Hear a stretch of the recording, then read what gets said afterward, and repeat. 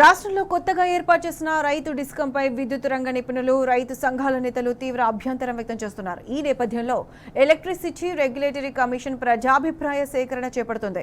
ఈ బహిరంగ విచారణకు మాజీ మంత్రులు జగదీష్ రెడ్డి, నిరంజన్ రెడ్డి హాజరయ్యారు. ఇదే అంశానికి సంబంధించి పూర్తి అప్డేట్స్ మా ప్రతినిధి లివిల్ అందిస్తారు. లివిల్ చెప్పండి.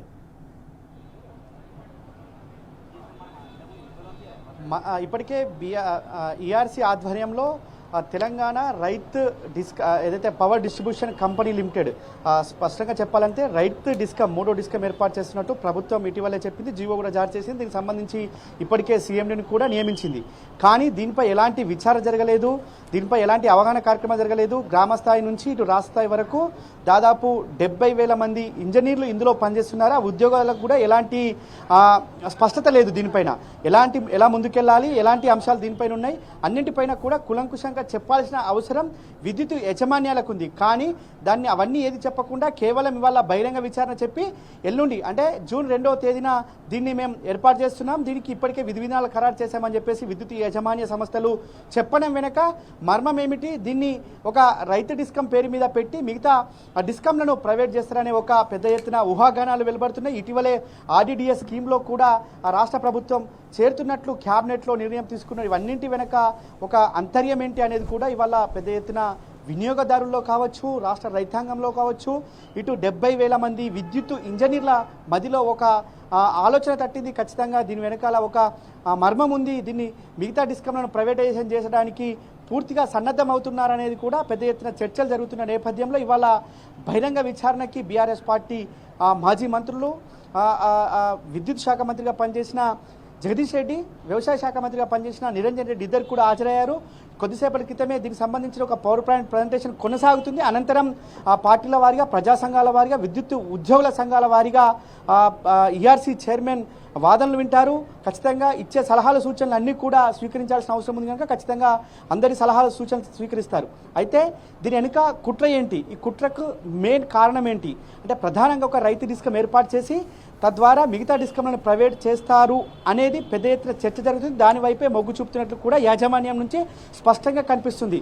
కేవలం 70,000 రెండు డిస్కమ్లు నార్థరన్ సదరన్ డిస్కమ్లకు సంబంధించి ఇటు ట్రాన్స్కో అండ్ జెన్కో 4 యాజమాన్యాలకు సంబంధించి దాదాపు 70,000 పైచిలకు మంది విద్యుత్ సిబ్బంది ఉన్నారు. కానీ కేవలం రైతు డిస్కమ్కు 1000 మంది మాత్రమే ఇంజనీర్లను నియమిస్తాం, నాన్ టెక్నికల్ స్టాఫ్ను మరొక 1000 మందిని, అంటే పూర్తిగా 2,000 మందితోనే డిస్కమ్ ఆపరేట్ చేస్తాం. ఇది రాష్ట్ర వ్యాప్తంగా కూడా పనిచేస్తుందని చెప్పేసి ఇటు ఇప్పటికే ప్రభుత్వం ఒక జీవో ఇచ్చింది. అందులో స్పష్టంగా పొందుపరిచారు. అంటే 1000 మంది ఇంజనీర్లతోటి ఎలా సాధ్యమవుతుంది? రోజు రోజుకు జనాభా పెరుగుతుంది, పట్టణీకరణ పెరుగుతుంది, గ్రామీకరణ పెరుగుతుంది. కానీ వాళ్ళ రైతు డిస్కమ్ అంటే రాష్ట్రంలో దాదాపు 60 నుంచి 75%, 80% వరకు కూడా వ్యవసాయం పైన ఆధారపడి జీవనం కొనసాగిస్తున్నారు. వారంతా కూడా రైతాంగమే. వారంతా కూడా విద్యుత్ నాణ్యమైన విద్యుత్ అందితేనే పంటలు పండించుకుంటారు, 4 రూపాయలు సంపాదించుకుంటారు. కానీ అవన్నీ ఏది పట్టనట్టు కేవలం ఒక 1000 మందిని కేటాయించి మిగతాదంతా చేతులు దులుపుకునే ప్రయత్నం చేస్తుంది. ఈ రైతు డిస్కమ్ కిందికి ప్రధానంగా వ్యవసాయ మోటార్ కనెక్షన్లు కావచ్చు, ఇటు గృహ అవసరాలకు సంబంధించిన క్రాస్ సబ్సిడీకి సంబంధించిన కనెక్షన్లు కావచ్చు, ఇరిగేషన్ సంబంధించిన నీటిపారుదలకు సంబంధించిన ఎత్తిపోతల పథకాలకు సంబంధించిన ప్రాజెక్టుల కనెక్షన్లు, దాంతోపాటు ఇతరత్ర మిషన్ భగీరథకు సంబంధించిన నీటి అవసరాలకు సంబంధించిన ప్రాజెక్టులకు సంబంధించి మాత్రమే కనెక్షన్లు ఉంటాయని చెప్పారు. దీనికి రెవెన్యూ జీరో, అంటే వచ్చేది ఏముండదు, పెట్టేది మాత్రమే ఉంటుందని చెప్పేసి కూడా స్పష్టంగా అర్థమవుతుంది. భవిష్యత్తులో ఇది పూర్తిగా అప్పుల ఊబిలో కూరుకుపోతుంది. దీనికి నిధులు రూపాయి కూడా ఉండదు. ఎందుకంటే రెవెన్యూ లేదు కనుక, ఎలాంటి రెవెన్యూ ఉండదు కనుక ఖచ్చితంగా పూర్తిగా అప్పులతోటే ఆధారపడుతుంది. లేదంటే ప్రభుత్వం ఇచ్చే సబ్సిడీ పైనే ఆధారపడి డిస్కమ్ పనిచేయాల్సి ఉంటుంది. ఇప్పటికే రాష్ట్ర ప్రభుత్వం ఎవ్రీ మంత్ చెల్లించాల్సిన డబ్బులు అంటే సబ్సిడీ డబ్బులు చెల్లించకపోవడంతో చాలా అప్పులో ఊబిలో కూరుకుపోయిన డిస్కమ్లు అనేది ప్రధానంగా చర్చ జరుగుతుంది. అనేక వాస్తవాలు కూడా ఉన్నాయి.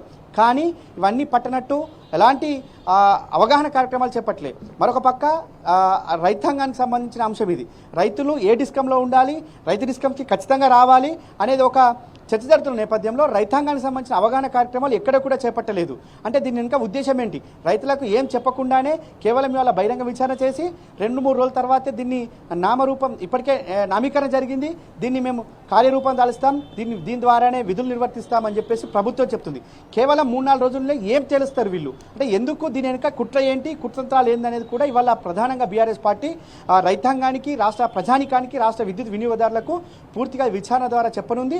అంటే ఒకటే చెప్తున్నారు, ఇప్పటికే సెస్ రద్దు చేశారు, సిరిసిల్ల సెస్ సంబంధించి కావచ్చు, ఇతరత్ర విద్యుత్ నియంత్రణ విద్యుత్ సంబంధించిన ఆదాయం మేము పొదుపు చేస్తామని చెప్తున్నారు. అంటే ఎలాంటి అవగాహన కార్యక్రమాలు లేకుండా, ఎలాంటి ముందస్తు చర్యలు లేకుండా, ఎలాంటి విచారణ జరపకుండా ఇవాళ మేము స్పష్టంగా రైతు డిస్కం ఏర్పాటు చేస్తామని చెప్పి చెప్పడం వెనక మతలబ్ ఏంటి అనేది కూడా ఇవాళ మిలియన్ డాలర్ల ప్రశ్న.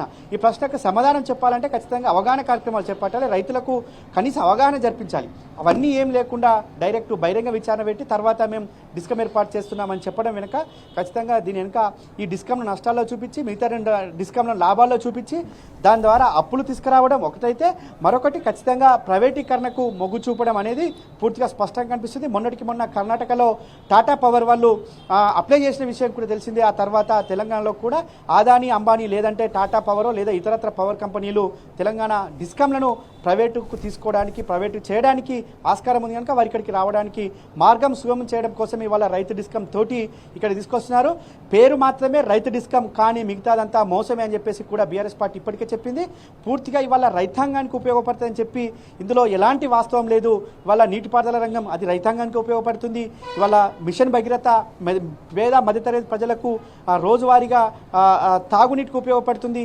ఇవాళ గృహ అవసరాల కోసం వాడే విద్యుత్ కూడా క్రాస్ సబ్సిడీ ఎత్తేయడం కోసం ఇవాళ ఒక రైతు డిస్కమ్ పేరు చెప్పి రైతాంగాన్ని మోసం చేసేందుకు ఈ విధంగా తెర తీసుకొచ్చిన డిస్కమ్ ఇవాళ రైతు డిస్కమ్ అనేది సుస్పష్టం. కేవలం ఇవాళ ఒకే డిస్కమ్ ఉంటుంది, ప్రాంతాల వారీగా డిస్కమ్లు ఉంటాయి, కానీ ఇవాళ ఒక సంస్థకు, ఒక వర్గానికి ఒక సపరేట్ డిస్కమ్ పెట్టడం దేశంలో తొలిసారి. ఇది కూడా ఫెయిల్ అదే తప్ప ఎక్కడ కూడా దీనివల్ల లాభం లేదనేది కూడా విద్యుత్ ఇంజనీర్లు చెప్తున్నారు. మరొకటి విద్యుత్ ఇంజనీర్ల ఉద్యోగాలకు సంబంధించిన అంశం జీవోలో మాత్రం కేవలం మేము అవుట్ సోర్సింగ్ లేదా డిప్యుటేషన్ పైన తీసుకుంటామని చెప్పారు. కానీ ఇవాళ వీరు ఇంటర్నల్గా చెప్పేది ఏంటంటే మీరు ఉద్యోగంలో చేరండి, మీకు ప్రమోషన్ ఇస్తామని చెప్పేసి, అపాయింట్మెంట్ లెటర్ ఇస్తామని చెప్పేసి మరొక పక్క చెప్తున్నారంటే పూర్తిగా అంటే ఉద్యోగులకు ప్రమోషన్ ఇస్తారంటే ఈ డిస్కమ్ వైపు ఎవరు మొగ్గు చూపట్లేదు కనుకనే, ఈ డిస్కమ్ వైపు ఎవరు వెళ్ళట్లేదు కనుకనే రేపు పొద్దున జీతాలు కూడా ఇవ్వలేని పరిస్థితి ఈ డిస్కమ్ ఉంటుంది కనుకనే ఇవాళ ప్రమోషన్లు ఇస్తామని చెప్పేసి వారిని నమ్మబలికే ప్రయత్నం చేస్తున్నారు. ఉద్యోగులు కూడా ఎక్కడ నమ్మట్లేదు, ఇంజనీర్లు కూడా నమ్మట్లేదు. దీనిపైన అనేక అనుమానాలు వ్యక్తం చేస్తున్నారు. అనేక అనుమానాలకు తావిచ్చే విధంగా ఇవాళ యాజమాన్యాలు వ్యవహరిస్తున్నాయి. కనుక రైతు డిస్కమ్ అనేది కేవలం పేరు మాత్రమే, రైతాంగం పేరు పెట్టారే తప్ప ఎక్కడ రైతాంగానికి ఉపయోగపరంగా లేదు. ఇవాళ విద్యుత్ రంగ నిపుణులు చెప్తున్నది ఏంటంటే వ్యవసాయానికి ఎలాంటి లాభదాయకంగా ఈ డిస్కమ్ ఉండదు, కేవలం విద్యుత్ సంస్థలని ప్రైవేటైజేషన్ చేయడం కోసమే ఈ తరహా వ్యవహరిస్తుంది ప్రభుత్వం, యాజమాన్యాలు అనేది వాళ్ళ సుస్పష్టం. ఖచ్చితంగా భవిష్యత్తు అవసరాలకు, భవిష్యత్తులో నాణ్యమైన విద్యుత్ అందించాలంటే వాళ్ళ ఆర్జీడీ ఏదైతే విద్యుత్ సంస్థలు పటిష్టంగా ఉండాలంటే ఇవాళ రైతు డిస్కమ్ ఏర్పాటు అవసరం లేదని చెప్పేసి కూడా ఇవాళ విద్యుత్ నిపుణులు చెప్తున్న పరిస్థితి.